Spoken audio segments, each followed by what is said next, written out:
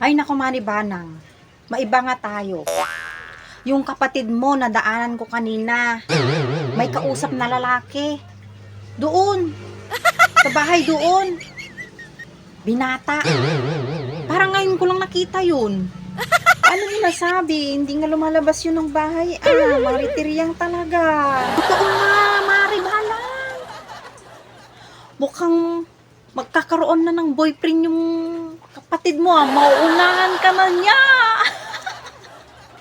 Tiryang, kung ano-ano na naman sinasabi mo. Totoo nga, Maribalang. Narinig ko pa nga. Ang usapan nila, sabi, aantayin daw niya dun sa bahay ninyo. Naku, Maribanang. Maunahan ka na ng kapatid mo. Sige nga, describe mo nga kung sino yung kasama niya. Maputi. Wow. Mapayat. Maritiryang talaga. Si Bitu yun.